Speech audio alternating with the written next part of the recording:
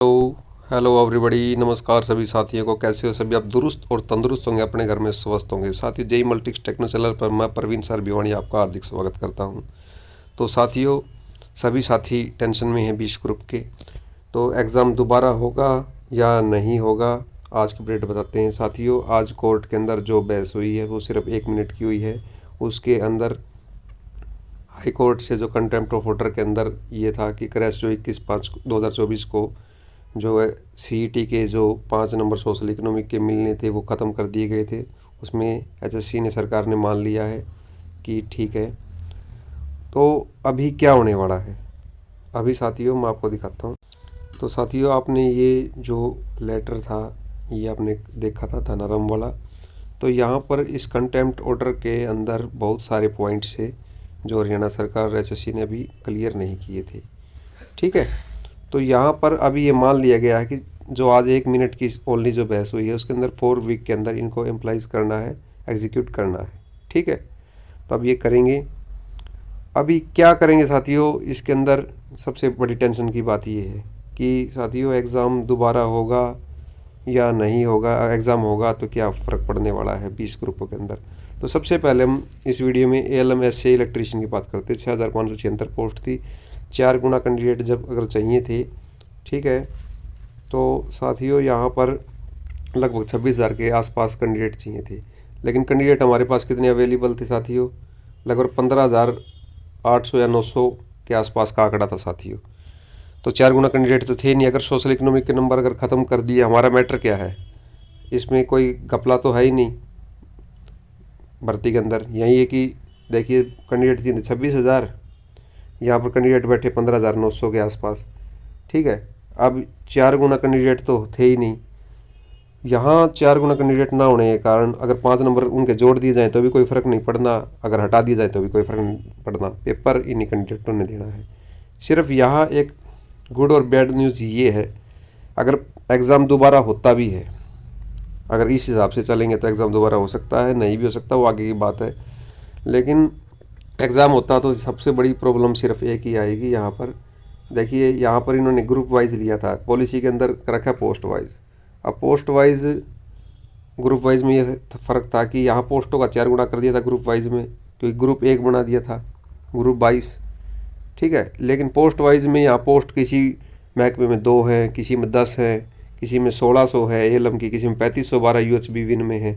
ठीक है, तो अभी यहाँ पर पोस्ट वाइज के अंदर बात करेंगे। जैसे यूएचबी विन की बात करते हैं सबसे पहले। ये वीडियो थोड़ी लंबी हो सकती है लेकिन आपके दिल को तसल्ली देगी और आपके जो मन में सवाल घूम रहे हैं, उछल रहे हैं, उनको शांत करेगी। 3512 पोस्ट है भाई एएलएम की यूएचबी विन में। अगर इसकी 4 गुना तो बुलाएंगे, ये तो इनकी पॉलिसी है। ठीक है, तो 3 चौके 12, 14,000 समथिंग कैंडिडेट जो हैं वो सिर्फ यूएचबी विन की भर्ती में बैठेंगे। और सारे कैंडिडेट कितने साथियों? 15,900 कुछ हैं। तो अकेली यूएचबी विन ही इसको एएलएम को उठा लेगी भर्ती को। तो घबराने की कोई ज़रूरत नहीं है।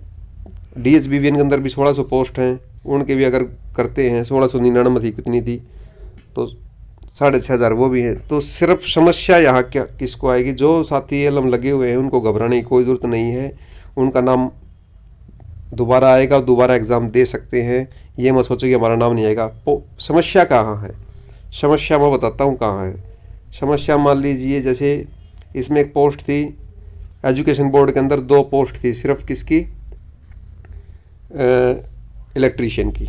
अब वहाँ पर आपका सीईटी का स्कोर निर्धारित करेगा कि 2 पोस्टों में जो इनके हाईएस्ट नंबर होंगे उनको बुलाया जाएगा। और दूसरी बात एक और है, एसए की पोस्ट है साथियों। अब एसए की पोस्ट पे अब पहले जिसने सीईटी में मान लो किसी 42 नंबर थे और आज वो एसए लगे हुए हैं, मतलब किसी 40 थे, 42 थे, 45 थे। ठीक है, ऐसे ही प्रेफरेंस रखी थी, नंबर उन्होंने अच्छे प्राप्त कर लिए थे, उस पेपर में वो एसए लग गए। लेकिन अब क्या होने वाला है उनके साथ? अब ये होगा साथियों, एसए के लिए जो कट ऑफ है वो आपकी प्री नंबर पे बनेगी, जाहिर सी बात है।